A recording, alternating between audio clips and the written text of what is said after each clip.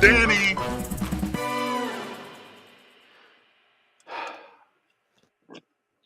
Guys, it's been a week.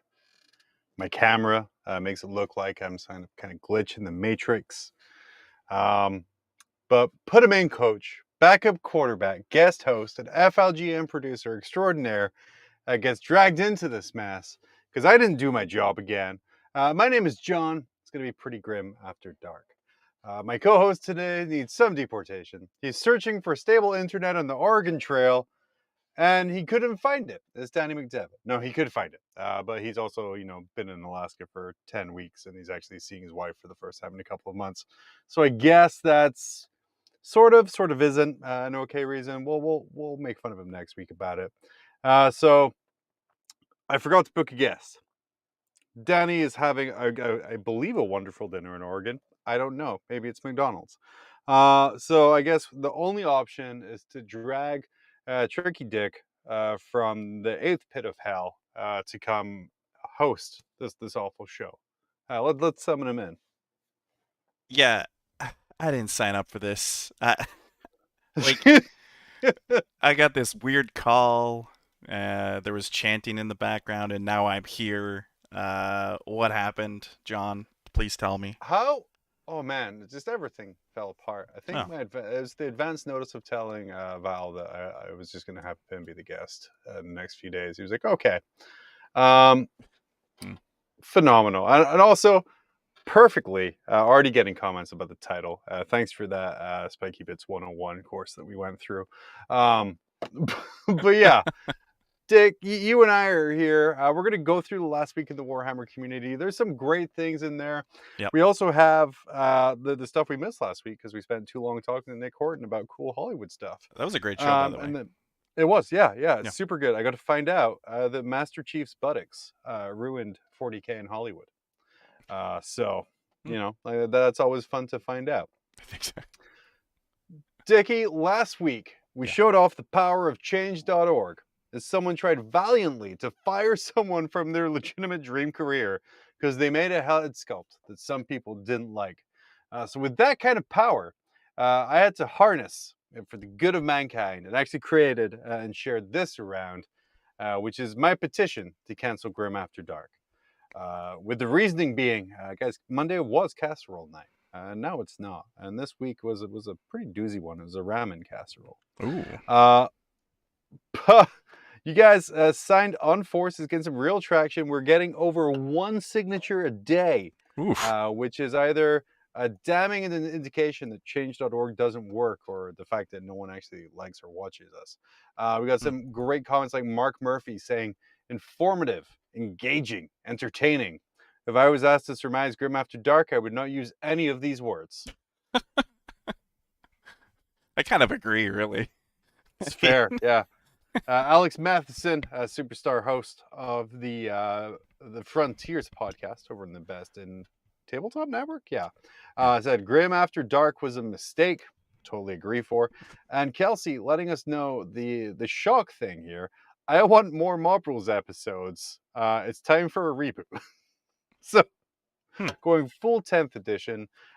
Dickie, why would you want to cancel Grim? Aside from the fact that with less than an hour's notice, you were informed you're producing, hosting, and starring.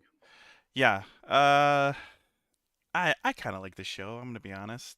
I mean, it's fun, and it makes me giggle when I'm at my painting table. So I kind of want you guys to stick around. Sorry. Man. Yeah. I think that's like the best tagline. It's like, we'll make you giggle at your painting table, which also sounds that's a great like tagline, actually. That is, yeah. Good job. We workshopped something. Look, show's already paying dividends. Dude, we're killing it. We're killing it. So if Grim After Dark was canceled, what would take its place in your mind? How about like an 8-hour paint stream? Oh, God. That sounds awful. Well, yeah. Igbar letting us know in chat. Hashtag cancel Grim After Dark. Yeah, we were a hashtag now. Nice. Because they left me on red after I sent a photo of my hobby desk. Ooh. That's fair. That's bad on us. Next week, resend it to us, Igbar. Yeah. Or post it on the Frontline Gaming Community site on Facebook. We'll put up a slide of it, and then we'll make fun of it. And I'll make Danny do it because he canceled. Um, why do you think? Well, you already said, but how can we stop people showing up for this? We touched on genocide, I believe. That Yeah. wasn't enough. I mean, We did a we're list ranking episode. yeah, we're doing everything wrong, which it's incredible. Like we give you guys like a 2 minute wait time. We like hold on the wait screen for like extra long. We're doing all the things you should never do when you're doing a show. I don't know. I That's give a up. Val Heffelfinger original, by the Yeah. way. Is Yeah. just going starting soon and then just not starting Yeah, soon. just wait. Um, Just hold. it's how it's how we get our thing. Apparently, the way we get canceled is tell everyone we prefer the original art design for the Sonic movie. Hey, Bart, that's not a thing anymore because sadly Chip and Dale made that an okay thing to think. Um, Oh, yeah, that all was of this. So please, your thoughts on Sonic? I, actually the Chip and Dale movie. I actually really enjoyed it. It was really good. Yeah. It made me go back and watch Who Framed Roger Rabbit, and that movie is still delightful to That is this day. still really good, yeah. I But felt like all this change on org the stuff. end was a bit rushed though. Like it felt like they just went, okay, we need to kill this guy. We're running out of budget. Steamroller. Yeah, steamroller. Anyway. But this all came from our amazing last episode where Val insisted that Hollywood mega producer Nick Horton was celebrated with the rousing sounds of God Save the Queen. Which meant that one, I didn't really want to take part in it, but also two, the video was instantly demonetized. Yeah. Guys, I want to put this into perspective. I've been doing edits on Grimm for a while, kind of shortening it down to the version everyone hates. I've included Jurassic Park clips, King of the Hill clips. I've put in, gosh, what else? Like all kinds of things. I went from Disney to Universal to see what I could get away with. I got away with so much, Yeah. but it was literally the national anthem of England that got us demonetized for that. Much like the real royal family, the money from our work is now going directly to someone else. Dickie, why does the British royal family hate us and have it out for Warhammer 40,000? I don't know, but it made me laugh when at the end of the show you were Nick was like he put his hand on his heart and you were just like you were like no I'm not doing this at the end and I was like wow he's really committed to the character here. Wow, look for him. Yeah. Yeah, the character of John on Grimm is an Yeah. asshole, and the real life John is also an asshole. Well, Art what are you gonna imitates do? life. What are you gonna do? How will the royal family respond? Since the video, we delisted it because I don't want to pay money to taxes to the royal family. How are they going to respond since we delisted their money? I would imagine there's going to be some kind of Bobby Secret Service that are going to come after us. Sir Bobby? With clubs and whistles, clearly, and they're going to get us and take us to, I don't know, the Tower of London or something? Is that where we're going to go? Yeah. Well, Yeah. I'm pretty sure I'm going to be heading to SoCal the end of October here. Anytime I hear a whistle now, I will legitimately freak out and look around. A big black hat, and you're like, oh God, no! They're on to me. It's only a joke. Please don't Please don't hit me. undeport me. What's the opposite of deportation? Yeah. Extradition. Yeah. Extradition. Yeah. What faction, Dickie? Yeah. As a former colony yourself, there, what faction would the Queen play for Warhammer? Sisters? I can see her being a Sisters player. Maybe that's too on the nose. I don't know. Space Wolves because of the furry hats. She has her corgis. Oh, she oh does God! like Can you imagine, like, if you had all of your Space Wolves, but instead of the amazing dog heads that they have now, you just 3D printed a bunch of corgi heads to put on them? Yeah, she's pretty well known for not having feelings, right? So, maybe. But she's an old English lady. It's like a racial trait. Yeah, it's kind of part of the deal. Maybe AdMech. Maybe she's an AdMech player. It's true. Yeah, it's true. They do worship. Biggie let us know on YouTube. She's the emperor. No. no. Moving on. We did have an amazing conversation with Nick about TV development and kind of the process everything goes through. Nick told us a whole bunch of things that were just insane to me, but that's how it's going on. Terry let us know in our comment section, however, that, let's pull this up here, you could rebox all 15 seasons of Supernatural as a Dark Heresy show and it would work. all 987 seasons of Cops, Buffy the Vampire Slayer, Teenage Mutant Ninja Turtles, and Necromunda Other Halves would make a great Saturday morning lineup. Dickie, Huh. what are some other good TV shows you could rebrand as Warhammer? Fill your Saturday morning lineup with Warhammer cartoons. Thundercats. That's Again, pretty Space good. Wolf. That's easy, Love it. right? What? No. You get one now. You go. there was an old British claymation TV show called Trapdoor. Yeah. Which was like one of my favorite things. And this is going to be a reference that, according to our YouTube analytics, about 15% of our audience we're actually going to get. But like that, I want to see a claymation Warhammer show. I think that would be quite what. And then Igbar letting us know Firefly is Rogue Traders. Mm-hmm. Firefly is a terrible show. That doesn't deserve any love. Yeah. And Seth Oster, of course, let us know. Oh God, what did I just walk into? Yeah, it's also his name is Meth Boster, I believe. Oh no, that was like last month's joke. Oh right. Okay. If it doesn't bother him, then what's even the point? But yeah, you just walked into heck without a tier list. Guys, year 2 of Warhammer Plus is a go. With the free miniatures being shown off, this year you guys have the chance of getting your greedy little mitts on Azrak the Annihilator. What were you gonna say? Oh, give me a second here. Mibbler Darkfang. Mibbler? Mibbler? Like the little thing in Futurama. Dickie, what are your thoughts on these 2 minis for this year?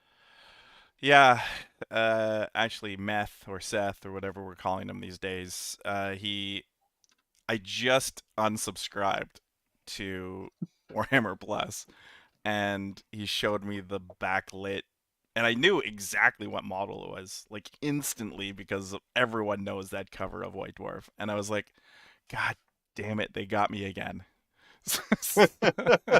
So yeah, no. Before my subscription ran out, I re-upped. I hope that doesn't break the 1 year mark. But yeah, I'm now officially. I think yeah. What's super great to take away from this is this time, instead of having to wait 9 months for your miniature, if you subscribe for the year, they're going to send it after 1 month. So like that's super big, super helpful for that. Yeah. And then, yeah, if you do the monthly, you got to do 12 months in a row, which I guess is a thing. Yeah. Azrak, of course, is based on the famous White Dwarf cover, which I think was like issue 182 from back in the day. Yeah. And the artist for the piece, Mark Gibbons, was really quick to share this story about him after the model was announced, saying he painted a mere 28 years ago. I think the previously unnamed Azrak the Annihilator is my most published Games Workshop piece, but it's a painting that almost never happened. I submitted his sketch as a freelance commission to GW. When John Blanche reviewed it, he asked for a more dynamic, arms-raised posture and a deeply uncharacteristic fit of peak. I said if I couldn't paint him the way I wanted to, then I wasn't going to paint him at all.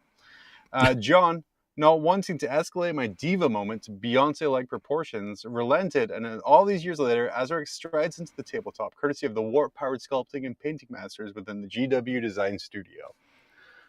That's Boy, cool buddy.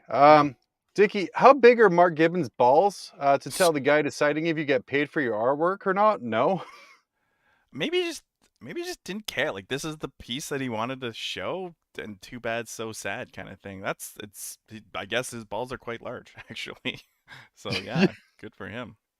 It's like a struggling artist in the early 90s, and you're like, oh, please, Daddy Games Workshop, please commission a piece. And it was like, well, what if you raise the hands above the head like I'm gonna just go down in my camera here like ah yeah. And he's like, no, I'm not gonna do that.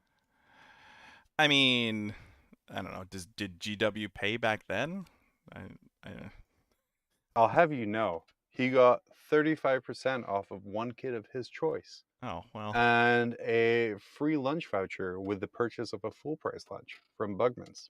Okay, well, so no, he didn't get paid. Got it. So what are your thoughts on Azrak? Dickie, you're like a big World Eaters guy. You got him in 30K. You have him coming for 40K here. Yeah. What's your take on this model here, which is a very old school aesthetic and kind of away from what we're used to now for Chaos Space Marines? I mean, so he's super simple, right? I think that's like he's clean, like the lines are very clean. The trim is already the trim is giving me fits personally painting trim. So I'm like, oh, I can't paint more trim. Like this can't happen. But honestly, I'm gonna get him and I'm gonna paint him. I don't know what I'm gonna use him for. Whether he's gonna be a captain or I don't know. He's gonna be something. I'm gonna get him for sure. Yeah, you have to at this point. I'm all in. I'm all in, John. Is this a better or worse model, subjectively, than the Vindicator that was part of last year's 40K offering? Well, the kind of the big sister head. Hmm. It's a very dynamic model, great kind of scene.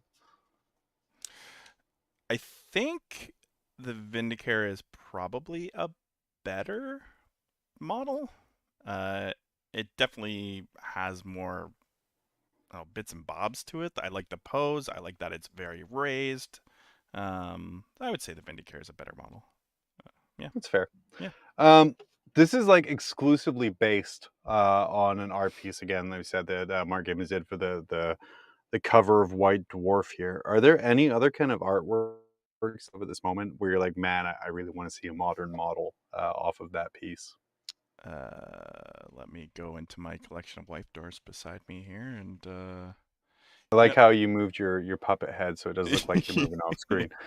Personally, Go ahead. there's like in the old Warhammer Battles Wood Elf book, the Orion, just very standing straight. Like I want a modern Orion so bad. Yeah, I Um, do have an answer. you go, yeah. Issue 477, which is quite recent. There's a Chaos Marine with a double-handed axe that there is actually a model for, believe it or not. But making him new would be totally kick-ass. So do that, GW, please. That would be awesome. Because You're obviously like you watch this now. show. Yeah, Oh, perfect. yeah. As for the other model, Dark Fang, as I refuse to pronounce the first name again, guys, they're like GW, they're writers and rules designers and lore people are paid by the consonant. Uh, it's most famous though, and the guys are going insane online over the familiars that are coming out, which are based on old Citadel designs again. Uh, Thankfully, they didn't redo the Naked Cat Girl, who was one of the more famous and requested familiars. Yeah. Seen her in all her unfortunate glory.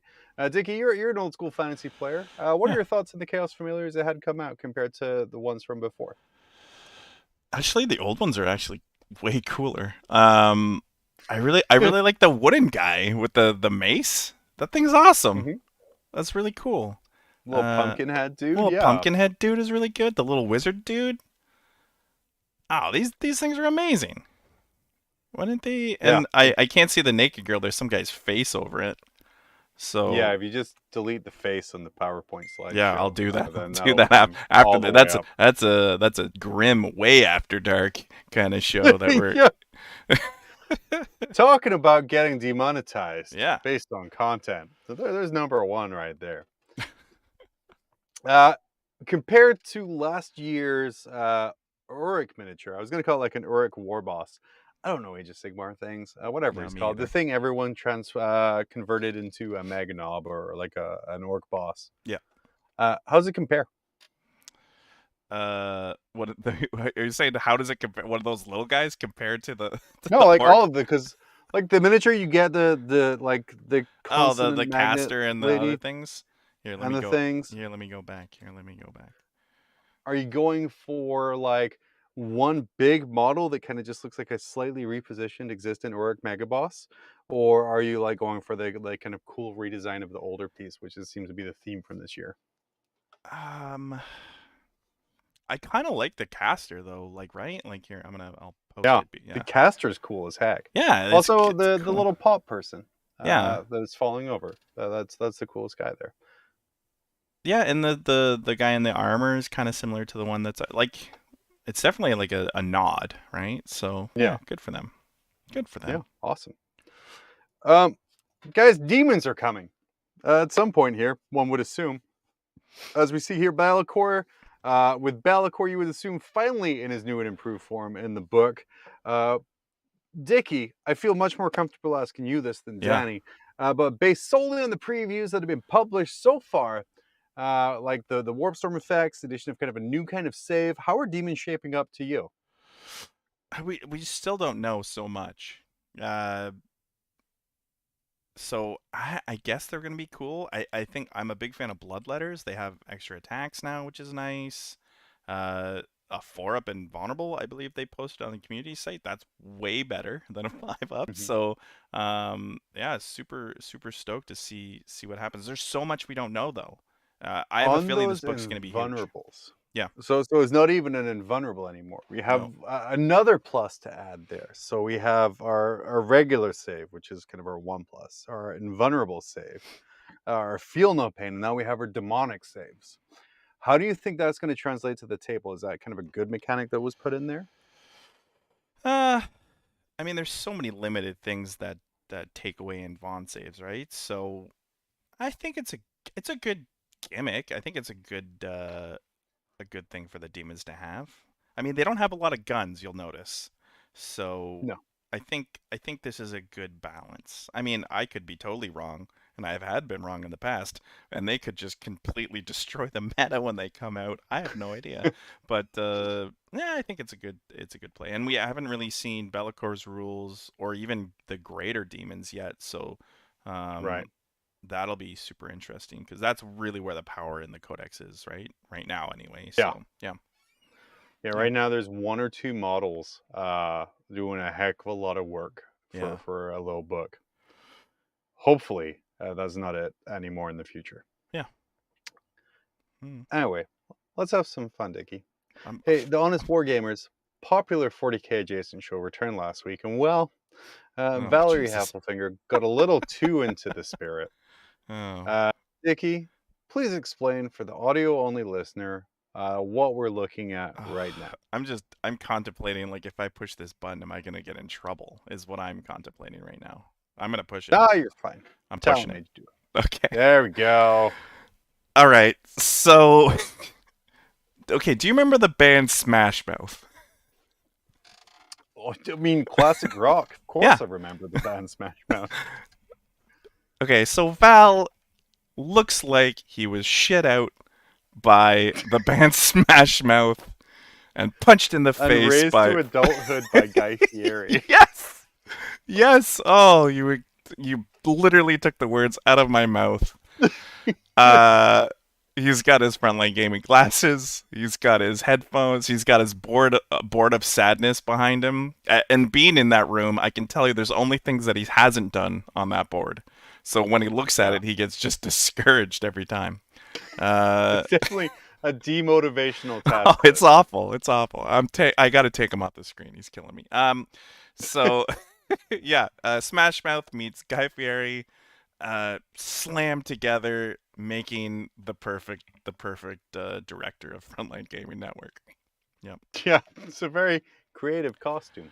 Yeah. Uh, Now he was also wearing what would you would have to assume is the official uniform of Team Australia at the World Team Championship, Yes. a vest, a sleeveless vest. Dickie, do you feel like Val's shameless bandwagoning of Australia helped them to what I have to assume was a victory at WTC? Oh, he clearly knew something. Yeah. Um, clearly he knew something. I don't know what he knew, but he knew something. Uh, did Was he it know? about Warhammer?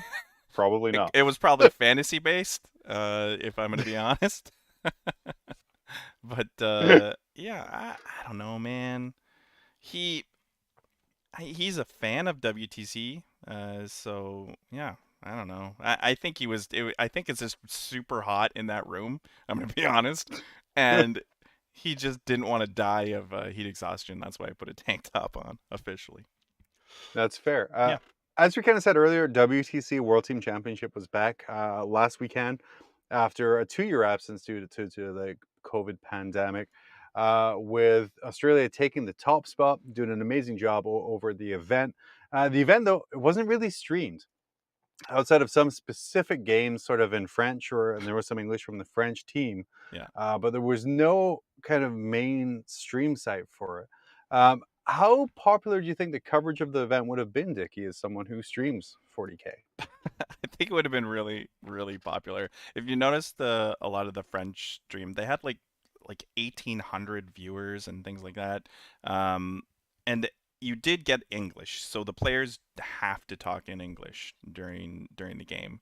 And the French guys obviously were speaking in French over as you're commentating, as Adam Camilleri or Paul Murphy or Nick Nadavati would have done. So I think it would have been a huge event, right? Like I know I Mhm. was watching it as much as I could. I don't know about you, but yeah, the fact that it was only streaming the French event, obviously it sucked, but I think you would have had thousands of people watching the England versus USA game or something like that. So yeah. Yeah. Do you feel it reduces the legitimacy of the event that it wasn't wider covered? Because again, yeah, we had an amazing French stream, which was Yeah. really well done. It was great, but as they are will to do, is very focused on their team, their players. Yeah. Um, do you think that kind of the event almost suffered from not being more widely available to a greater audience? Yeah, I don't maybe, yeah, for sure. They should have brought someone in, right? I just don't know. Like this is the first year for WTC, so I don't know, did they run into budget problems? I don't know. There's so many factors there um that could have happened. I really don't know. I really don't know. Yeah, that's Yeah. fair. And we'll tell you from Dickie here, Mm. superstar frontline producer who Yo helps yo kind of yo. produce LVO, to all these things, to this stream show that's being hosted. There's no money in streaming, so I There's totally get.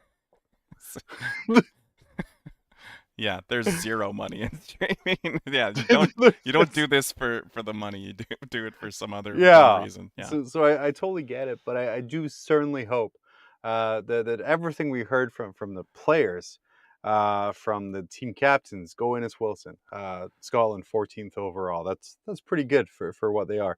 And then just everything is just an amazing event that just should be shared. Uh, and I'm super excited to see it grow and continue. But ultimately, Team Australia came out on top with America not far behind, Yeah. with Team USA's unique tactic of just taking really, really, really good singles players, not quite enough to defeat the Thunder from Down Under, Ooh, or the Polish Assault, the for the Thunder people who from came down under. second.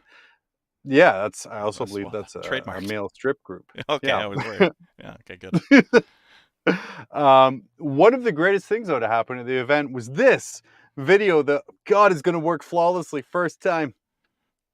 You actually. Oh, okay. One sec. So, get the tissues. We came up with an idea that the WTC, whether we try not to be authority figures, we try not to influence anything, it does stand for something more. We're the premier event in the world, you guys are the best players in the world. And we demonstrate to the rest of the world that this is the way we do things, this is how competitive play is done. And what we decided is we want to lift, when we have opportunities, certain people in our community, this family, who go sort of above and beyond to have a positive influence on the entire community outside of us, the global community.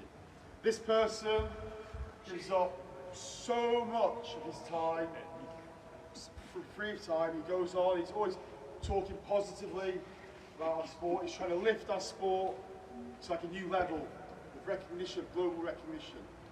On top of that, he's had a very hard life. And how he talks about this, he talks about his struggles, has inspired people in this room, and thousands outside this room. I've been told this person by people. So the first ever, we don't have a name for it yet, is a WTC ambassador, WTC legend, Adam Camilleri.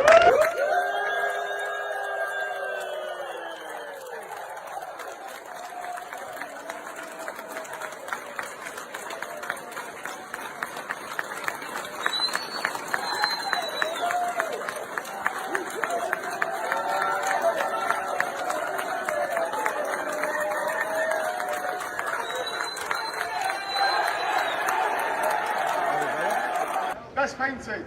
In third place, Italy.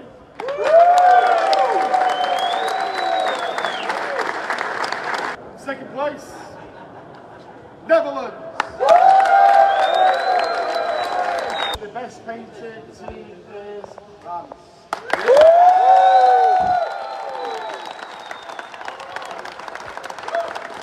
Before we get to the top three, it's obviously a big secret, no one knows who won this yet. Most favoured opponent, most sporting team. Me and Tom bang on and on and on and on and on and on about gentlemen gaming, be part of the WTC. And since the results are secret, you don't know who's come first. Overall, I can tell you the most sporting team is Australia.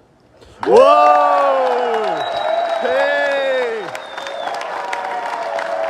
Ha ha ha! Third place, after pretty big result in the final round, showing that it may be a very new team, they've still got it in them. Third place, Team Germany!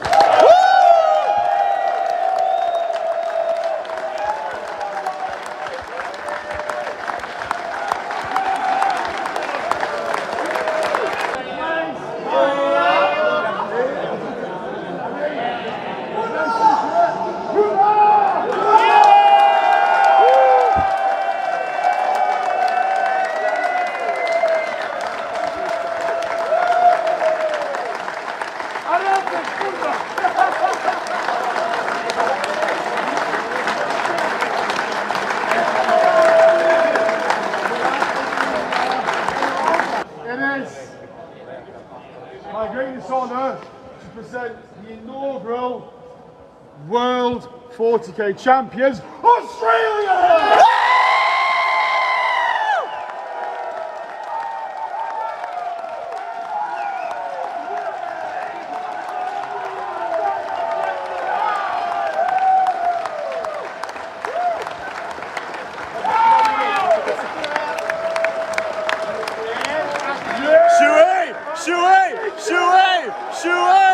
Yeah, Ducky! Yeah, boy! Yes!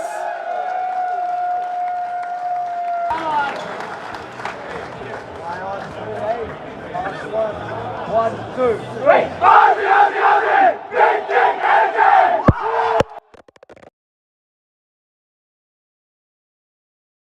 Back. What you just saw was the entirety of the coverage for WTC. We got our hands on there. But what a great event! Canada, you guys put passports in shoes. Australia put beers in shoes. Yeah, it's all about the shoe with WTC. Oh, great! I lost John. I'm here alone. Okay, good. But the most important thing is Adam Camilleri getting the recognition he so strongly deserves for his insane positivity and dedication to the hobby, and being entered into the WTC Hall of Fame, or seeing as it is his birthday today, probably entombed in it, because he's getting on a bit there. Dickie, because it's his birthday, please say at least one nice thing about Adam Camilleri. He's always on time. He's always on time. No, honestly, he works so hard. When we do streaming events, he's always there at like just ridiculous times of the day, like 2 a.m. getting ready to stream an event. He's always there. He's always full of energy, as you guys notice. He always does a great job commentating games. So yeah, good on him. He definitely deserves that legendary award for sure. Yeah. Absolutely, and I think you can't ever underestimate what he provides, like the Nopen commentary, Charity Hammer commentary, LVO commentary. So imagine just hours of flying, then being up for like 12 to 15 hours, talking about Warhammer you're watching in front of you, and having your energy level never drop, never having an off day. That's impossible. There's only one of a kind, and hopefully there won't be another. Yeah. Moving on. Back to the memes. What does that even mean? Who even knows? It's, there we go. Poetic, majestic. If you're worried that your family won't know the value of your collection, you're right. As far as Jackson Wells showed us on Facebook here, what we see is a beautifully painted Angron, wonderfully painted and converted Demon Prince of Nurgle. He's saying here, Dad has a bunch of pro-painted minis like this. How much would they go for? Jeez. Vicky, How much would you pay for that converted Demon Prince of Nurgle? See the I know you guys are like after the tier list. You guys are so hot on this Nurgle Demon Prince. Just I gotta say, it doesn't do that. Angron, on the other hand, that's a great looking model. Uh, I'd at least give him $40 for it, Canadian. At least $40. Yeah. Wow. Yeah. Do you know you could buy 2 Eastern versions of it for $40? It's crazy that you would do No. 40 just for one. For validation purposes, Yeah. maybe we can kind of think about our prices after this. Yeah. The Nurgle Prince on the right was a legitimate Golden Demon winning model, as there's slide showed. The next picture here shows it won 2008 for single large miniature. Oh, picture. Which is insane to me. There we go. Yeah. It took gold at the Los Angeles 2008 Golden Demon for large model. Jesus Christ. You can put thousands of hours of work into a painting conversion job, or you can put 10 minutes on a quick slap chop. Eventually, your kids or someone else's kids will be like, someone give me $20 for this? Who knows? That's scary. It's going to be a thing. So my question is, yeah, I know we don't go back into history. Do you think that kid was trying to hawk his dad's models? Like, so there's 2 scenarios, right? And Yeah. I don't want to talk about either of them. Either his dad died, or his dad left. Or his dad's at work and he's trying to hawk his dad's models. Okay, so, Dickie, you're a father. Yeah. Could you imagine going to work, coming home to find your kid, and you're like, where do you get that new Xbox from? Yeah, I sold your model. Yeah. What do you do to that? Well, I don't condone violence. But I would be finding that model wherever that thing went. Yeah, that's a rough one. Yeah. Yeah. Yeah. That is. Yeah. I think, like I said, the worry is that when I die, my family will sell my Warhammer for as much as I told them I paid for it. It is a never-ending struggle to describe what Warhammer is. And this picture does it better than I ever could. There's a bunch of Roman legionaries jumping out of an attack helicopter, which is fantastic. And if you watch the last week's episode with Nick Horton, when I asked for his 30-second Warhammer elevator pitch, he's like, oh no, it's really hard to describe, guys. People just don't get it. But chat, you can jump in on this too. Dickie, what's your 30-second pitch for describing what Warhammer is without using any of the imagery we just saw? Yeah, it's good imagery. To someone who knows nothing about Warhammer.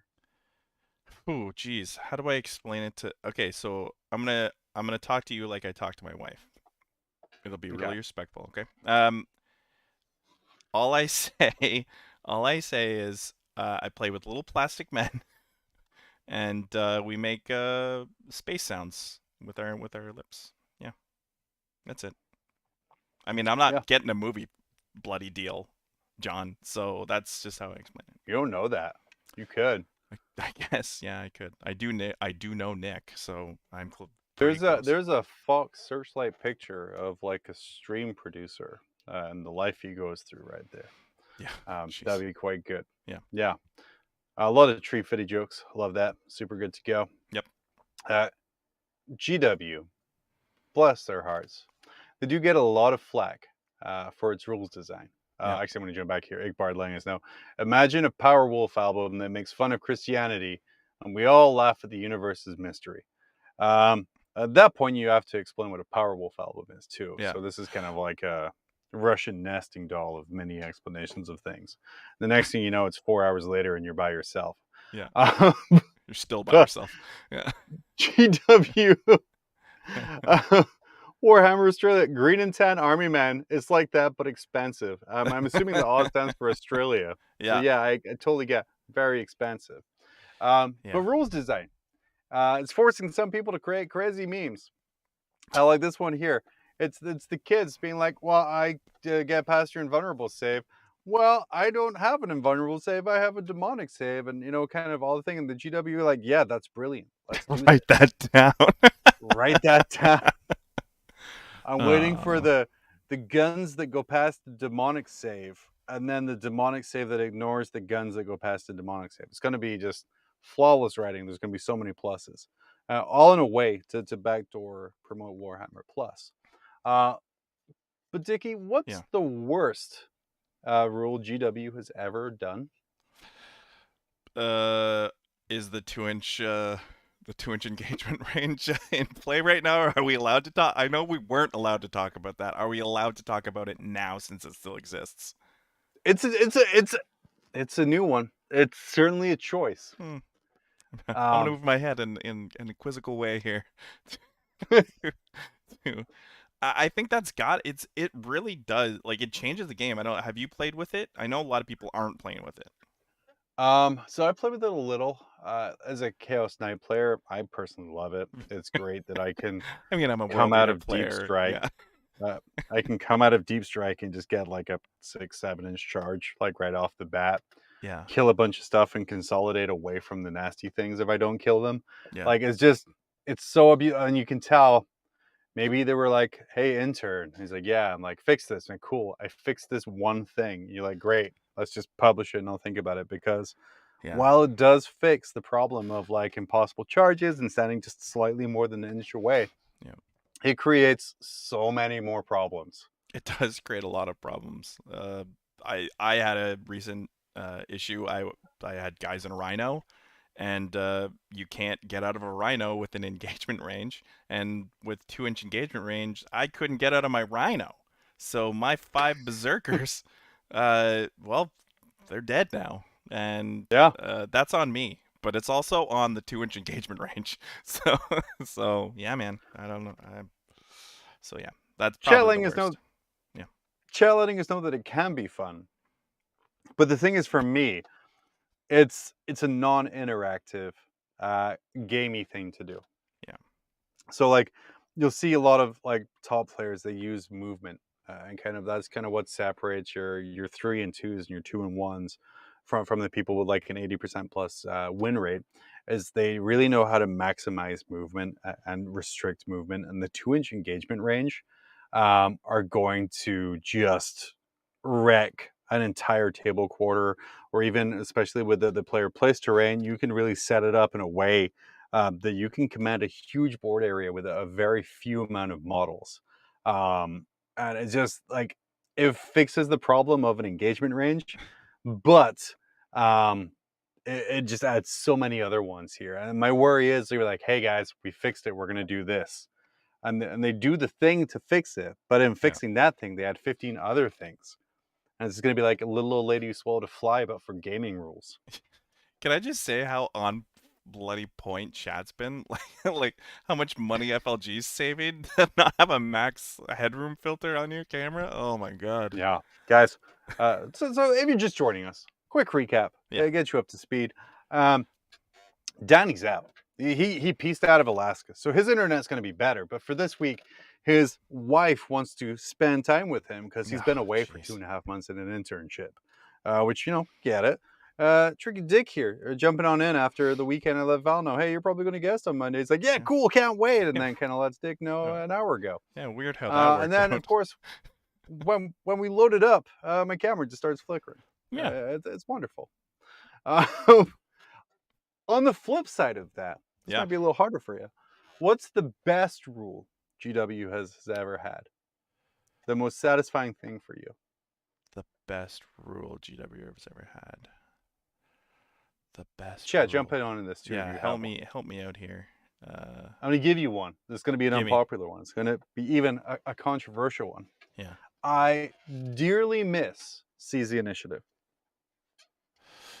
I don't. but why do you miss it? Why was it a big deal for you? Was it just that uncertainty? So is that uncertainty, right? Yeah. Because when you're deploying, if I know I'm going first, I'm going to just turbo load everything up front, and like just push. Yep, we're going. But if you have like that 13% chance of uncertainty that you're maybe not going first, it kind of makes you rethink things a little bit. Also, I had a really cool special dice for it, which I don't ever get to use anymore. Aw. It said shit on 5 of the sides, and it said fuck yeah on the top. So when you roll, awesome. when you rolled your Seize dice, then you knew for sure if it went off or not, and you're just gonna be like, "F yeah!" That's really when cool, it went off, actually. which you never Okay, did. But yeah, I, nothing to use that dice for now. you've delayed long enough for me to find my rule that I Oh, enjoyed. good, dude. That's all I hope for in this Yeah, world. thank you for so much.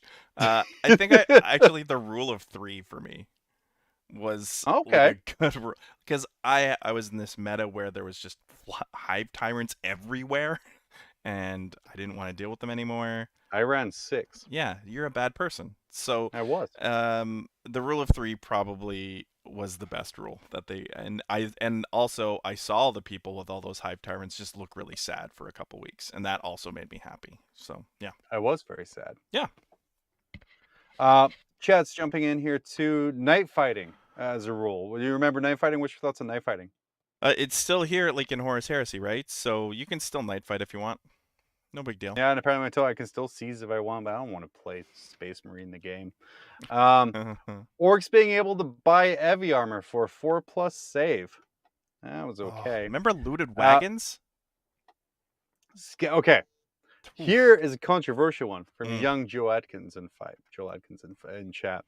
Scatter dice, or as I like to call them, argument machines. Yeah. Dickie, what's your memory of scatter dice? Ironically, if anyone has a counter going for fantasy, I play with scatter dice every once in a while when I go to the Heffelfinger household to play. And there is some arguments that happen still because the angle that I choose isn't the angle that he wants, and the angle that I want isn't the angle. It's a mess, and you just have someone has to placate the other person at the end, and yeah. Dickie, are you the placater? I'm a bit of a placater. Yeah. He just You ends are. up killing himself like all the time, and I don't know. Another one coming in here for chat. Templates. How do you feel Yeah, about templates? templates were also. I don't know if you did this, but I do this, especially now. I just give the template and go, that's where I aim. Can you just tell me how many guys are under it? Yeah. Because if you go over there and you start making a case for 35 or whatever, like ludicrous number, you're always going to get a battle. So just let the guy tell you. And if he's a gamey bastard, don't play at his house anymore, I guess. I'm gonna agree with Greenblood here. Templates were garbage. My main memories of templates was I used to play orcs, and I had like my Burner Boy mob in a truck, and there's something just dirty. I remember like just driving up to like a squad of crew, dropping down one template and being like, okay, that's 100 hits. Because everyone's firing, or even the worst thing of someone has like a large blast template in the army, so when you're deploying or moving, you spend 17 minutes positioning your army so every model is exactly 2 inches apart. That was not great. Yeah, how do we feel? Templates were bad. 7th edition, man, we're just going all like history here now. 7th edition, anyone can summon. I mean, it was cool. It was interesting. It probably broke the game, but I mean, other than that, I mean, yeah, whatever. Anything chaos is good with me. I'm good with whatever. Let's make this awesome. Is what I go with. The worst army I think I ever played against was at a GT. I want to say it was 7th, but it was Tau mixed with Khorne Demonkin. Perfect. Mixed with like one other faction. It was Necrons. And I was just like, okay. He's like, you have to keep all of them like 6 inches apart or whatever because they hate each other. And I'm like, man, that seems really unfun. It's the same reason I hate like Star Trek Attack Wing or the Star Trek Fleet Command game. That's terrible because you can do weird random things. Mangled the name. I love it. Yeah. Okay. I have all the models, but like I played it once and I'm like, why is War flying this Romulan ship? And like, oh, because it can. I'm like, well, that's a terrible reason for it. Fair enough. But yeah, man, it's awful. Yeah. Dickie, there's been a lot of terrible proxies out there. Yep. Just like this guy here. This is just literally, if you're listening to the audio version of the show. Do you want me to explain it for everyone? Am I going to take a sprue on a base. Yeah. Maybe you want to do a better description of that one there. It's some kind of orange tack as well. Like they didn't even glue it. They just tacked it to the underside of the base, which is just Zero class. commitment to the cause, really. I remember the original Imperial Knight Codex came out. Remember, it was like $40 for a 2-page book. Yeah. The morning it came out, there was an RCT in our local area, and there was a player who was there Saturday morning as the store opened, hastily assembling 4 knights Jesus Christ. to play them, and they were not fantastically put together. The same player, I believe. Did he do well at least? Did he like really commit? Oh yeah, because Yeah. like it was the first time Knights came out, so he smashed everyone because no one expected to like run into like Yeah. 4 Knights on Plus release a day. base is really scary because you can't see it. Yeah. Right. Yeah. I think this was the same guy. He ran. I think the worst proxy I ever saw was a cutout piece of college rules paper for a base Huh. and a transformer toy on top as a riptide, Yeah, I don't know. like unconverted. Dickie, you're in Canadian land where Yep. everyone's polite and there's no terrible Yeah, we're modeling. nice people. Yeah. What's the worst proxy you've ever seen? Worst proxy I've ever seen. Just while you're thinking that, there, chat's Yeah. coming in with a red Solo Cup drop pods. I remember I've those as seen well. that before. Yeah. My chat, guys watching, listening, my most hated conversion proxy, bar none, is the people who buy a drop pod and just flip the fins upside down and call it a Dreadclaw because it's not the same Oh. footprint at Yeah. all. It's not even close. Yeah. And It's way larger. Yeah. So many terrible conversions from that one there. I mean, like, I'm literally just boiling with rage thinking about all of those quote unquote drag claws that are out there from that. I can't really think of one. There was a guy and he 3D printed. I know that's a dangerous word. He 3D printed. Do you remember when the Scorpius launcher was a big deal? Oh yeah. He 3D printed one of those, but it was bright like red see-through plastic and he refused to paint it. So that was probably my most hated. He was a great guy, really nice. So I'll play him again. But that was probably, I make fun of him every time I see it, and I'll continue to. Yeah. Yeah. James on YouTube letting us know he used the worst proxy he's ever seen. Go to Oh no. up. An Eminem in a Boba Fett outfit standing in for a Spaceful Venerable Dreadnought and an Elder Wraithlord. Wow. Hopefully not in the same game. Huh. And he got 10 points on painted out on that game. Yeah, I'm sure. obviously. Yeah. We're rounding out here, guys. Oh, we're going to talk about, speaking of awfulness, spiky bits. We weird. go there, so you don't have to. Yeah. They spent more time on a thumbnail than we ever have. Oh yeah. To let us know that GW edited an article after it was published. Yeah. Let me throw it up. Booyah! Throw it up here. Booyah! So the headline: I'm shook. GW literally went back in and edited today's Demon post after it went live as well. That's Wild a great GW thumbnail. is making to their Warcom post. It's just a psycher. Just can't believe it. But he's holding his head in anger. You can, as a thumbnail creator, I can really respect this guy's game on thumbnails. I will say, for as much fun as I make of them and their content and kind of their writing style, their thumbnail animator or creator, you guys are looking for work. You just reach out, let us know, and like, because there's some quality work going on here. Yeah. What in your eyes? So this is an article, by the way, as you might have been able to tell from the headline for once. GW edited something after an article was published, which, I mean, I guess they had two articles lined up. One was that they let a mistake stay in an article, or one that they edited an article. And just were like, which one do we push forward? Yeah. But Dickie, what would be a flimsier excuse for an article? A flimsier excuse for an article? Oh man, yeah, you got me. I was expecting you to I don't know. GW. Well, okay, what were you expecting? Let's go from that. What was I expecting? I was expecting to say like what does this mean, or why would GW do this? I mean, it happens all the time, right?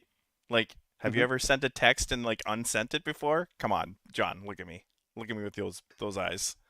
Look at You've unsent a text, my friend. I know you have. I know I have. There's times I wish I could unsend text, Yeah. but I'm like, oh nope, I can't do that. That's real now. That's a thing that I said. I mean, people screw up, right? Especially on, like, I will have you know that I was still holding on to hope for 2 wound Chaos Space Marines after the article said that Chaos Marines are getting 2 wounds. I held on to that hope for like 8 months, and they didn't unsend that. They should have. They should have unsent They that. should have, yeah. Yeah. So good on them for doing this post. Anyway, to Yeah, answer the it's question that you time- actually asked. It's time to call out people who go in to improve their product after it's come out. Yeah, those Because bastards. essentially, this is an article complaining that someone went back in and corrected mistakes after it was released. Probably Yeah. directly after an article complaining that people didn't fix their product directly after it was released, which is just chef's kiss Yeah. and duality there. There is a disconnect. There's a disconnect between the community team that does the articles and the rules team. Clearly, they're not the same team. So there may be an interpretation that goes wrong or something like that. So, and some guys, I mean, are they proofreading it? There's so many unknowns. If only we had a GW employee to let us know how this is actually done. I will say, as someone who has been published by Warhammer community, wow. that would be me here. Wow. They got real desperate for content during COVID. Okay. They are proofread. Oh. Because I did an article for them.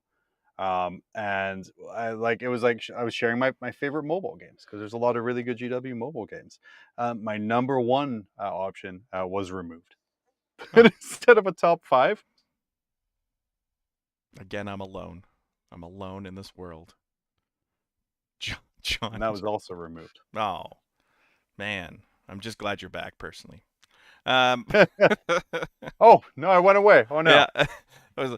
I'm just basically sitting there going, I'm alone now. Great. Oh, then there was one. Yeah, I don't know, man. Mistakes happen. Anyway. Yeah. Anywho. So Dickie, you super produce the majority of Frontline Gaming's content here. Yes. Let's get some clickbaity headlines for the rest of the network here. So what would be a better clickbaity headline for last week's Thursday show? Their week 2 coverage of the WTC. We know who's going to win the WTC or something like that. Like just blatantly tell people like, oh, we know who's going to win, or the jig's up, we got the winners, or something like that before the event even happens. Yeah, something like that. Or match fixing in progress. We have the inside scoop. Exactly, right? Yeah, like something like that. Yeah, like we've got a big show. Yeah. Anyway. Oh, Tom Dutch Express. Good old Kelsey letting us know. The Thursday show predicted the winner of a GT, and you won't believe what it was. Classic. I mean, I was there. It's most of the time they're going Necrons. They're pretty good. And then it's like, oh, sisters. Well, they're not. It's not like they're picking like guard to take an event or something like that. They're picking like great armies, and they're not picking players, right? So, yeah. I mean, good job, guys. I guess they're right often. What is so? You're again as a content creator yourself, Dickie. It's a really fine line to traverse between clickbait and kind of engagement, right? Yeah. Because like we've seen it here. Okay. We've seen like shows I've done where I've edited in a very kind of almost clickbaity title. I do really well. When it's just my nonsense stream of consciousness that I want to do, like it doesn't do as well. So how do you kind of balance going full clickbait where you're like, oh, you'll never believe what brand of pencils GW uses, to kind of like an actual informative title that's going to help your show? It is actually a thing though. Like the numbers are clear as day. Like when we do a title like that, there is more views, and they're on the show, and it's ridiculous. I don't know why, but if we do make shows, I'm staring at the next slide that we're gonna show, but and I know that show got more views than the week prior or whatnot. So it's just, I don't know. I don't know why the public's the way they are, but they want the drama and the intrigue and stuff like that. Yeah, buddy. And like, I didn't even do notes for this next part because I Yeah. was just like, no, we're probably done after this. But throw that next one up and show what we were talking about here, because this Yeah. is the feedback I got. There was a episode of Signals that Yeah. said, "Win LVO, hack your hobby score, or remove them completely." Is an old episode of Signals of the Front Line. Yeah. And you're right, Diggy. That episode got like a ton of traction there. Yeah. And it was just a guy talking about how to like hobby better. So I don't know. It's hard. Like, do you think people are misled sometimes, and they're mad about it? I don't know. I don't think they I are. think what it taps into, Yeah. clickbait, especially, and the reason it works so well in 40K, is we as players and the Warhammer community at large, majority of us think we're something special, or we're doing something. Like, the joke is, I remember joking with someone at LVO when they came. I was like, "Oh yeah, I have a podcast." I'm like, "My brother, everyone in this room has a podcast that they're on. Like, everyone's a content, everyone's getting stuff."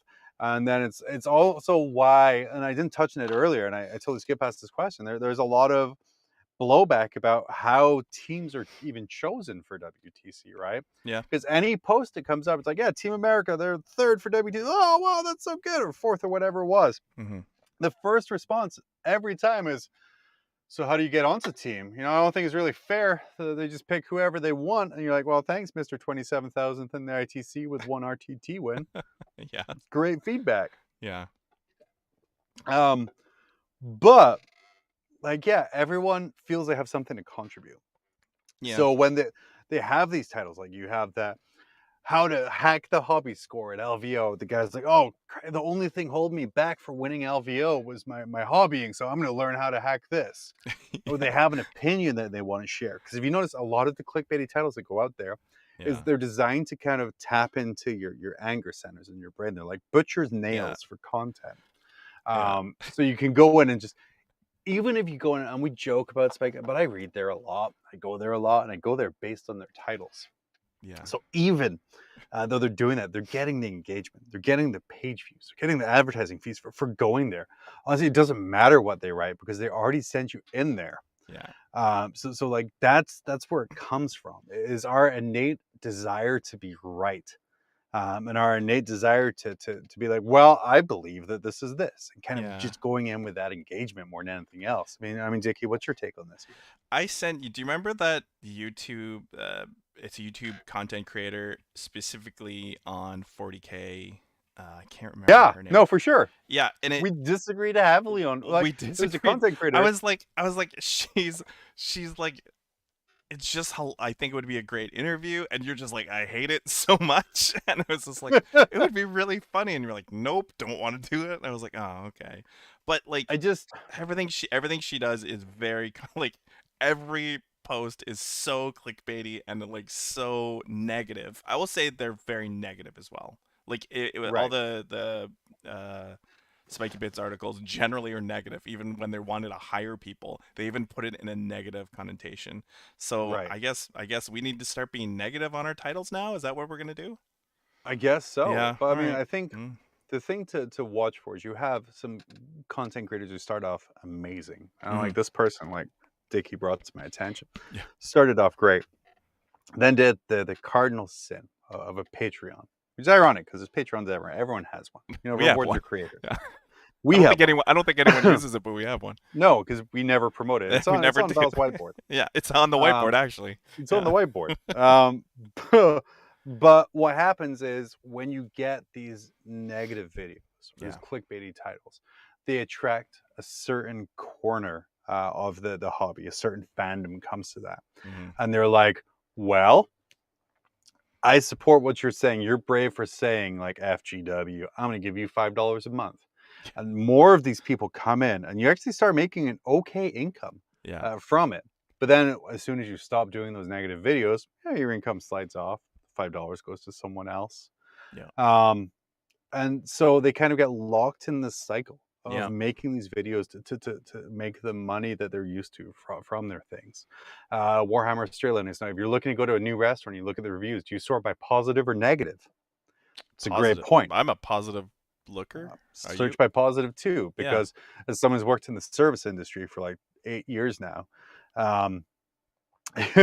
Negative people are just, yeah, ignore what they say. Yeah. But yeah, I think that's the problem with it. It's grounded in hate. And I don't have a lot of time Yeah. to spend on Warhammer. And when I do, I don't want to be told that what I'm doing sucks. Yeah, I think I guess for what we do, I guess I'll lump myself in there. I try to find the joke in it, and I know you do as Yeah. well. So we're trying to find the joke in just really negative things. Sometimes it's just like, geez, I don't. This is almost too much. So I definitely get it for sure. Yeah. Like, again, when we play games, I play a couple games a week. So 3 to 6 hours a week gaming. Yep. Preparing the show. About 2 hours, believe it or not. I actually put time into preparing this. 2 hours. Like I'm maybe shocked. a couple hours editing. Yeah. Well, just from like the searching the pictures, the Yeah. organizing them, the kind of the getting it in a way, filtering out the stuff that's just purely negative. I don't want to spend 10 to 15 hours of my week between painting, playing, and content creation. Yeah. To be told your hobby is gross and disgusting and is stupid and I hate it. Yeah. I don't want to know that. That's why, we try to be fun negative here Yeah. instead of just negative. And that being said, join our Patreon and you can see all of John's pictures before the show. Nope, you can't, because there are roll-offs to grim contributors, which actually, looking at our regular 50 to 60 people who show up to watch this junk, you're pretty much all grim contributors now. Yeah, pretty much. Honorary ones, Yay. unpaid. Yay. Dickie, I think we're going to round it out. Right. It's been a pretty good week, I think, so far. Danny will be back next week. I think we even have an actual guest next week. Look at that, doing the work at Are you gonna let people in on who he is or who she is? I'm gonna look it up real quick hit me. and see who it is. I mean, would you believe I even have like booking software and everything going for this show? I'm impressed. Choose not to use it. I'm impressed. I would be too. Let me see. Pulling up the calendar. Fill this silence. As Heck no, honorary the gibberish 29th. shill, thank you. The 29th Yeah. is my next book guest. But 22nd, I know I reached out to the guys on Frontiers. I'm going to get those on there. Frontiers is, if you're not listening to it, it's a great podcast and it covers international Warhammer. So like we cover a lot of US events, or some podcasts that covers UK events. The Frontiers guys cover the South Korean meta, the Australian meta, Nice. other kind of great places like that. If you've seen the winning WTC Australia team, and if you've heard Peter the Falcon rant about Perth, Australia is like a crazy great meta place to play. So definitely check those guys out. They're going to be on here in the future. Yeah. 2 weeks from now, Dr. Stats himself, Nathaniel Hennig from Stat Check is going to be on. So yeah, it's coming. Thank you everyone for hanging out with us. Dickie, thank you for being voluntold to not leave me on my own flailing instead of just having me flailing. Can you imagine that show? You thought the Tier show was bad. Imagine Matt, it would literally just be Dickie, put up my YouTube screen. We're gonna be watching memes. You're gonna watch a video. What movie would you watch the whole time? And what if you could pick a video? What movie would it be? So, here's the option. If it was just me solo, yeah, we would stream just a quarter of the screen because I know how YouTube works. Yeah. The Ultramarine movie. We would just wait to we'll go through the Ultramarine movie there. Okay, I'm down. Yeah. I like it. I think that's good. We should do that sometime. Yeah. Maybe that'll be a special. If you're insane enough to want to come to LVO and watch the Ultramarine movie with us, we'll set something up. Let us know. But it was a pretty amazing show. I'm surprised. Dickie, thank you so much for coming on. You can catch Dickie again either whenever I don't do my job or Kicker's on a boat or Sass out of here. He's like a #1 backup host for this. Yeah, actually, I'm pretty sure I will be on Wednesday for all the people that are talking about it because Seth is gone. So yeah, I'm pretty sure I'll be there Wednesday. So yay! Yeah. Guys, thanks everyone for watching. We'll be back next Monday. I'm going to guarantee at this point a guest, and it won't be Val. It won't be Dickie. Yeah. It'll be Warhammer related. But as always, it's pretty grim after dark.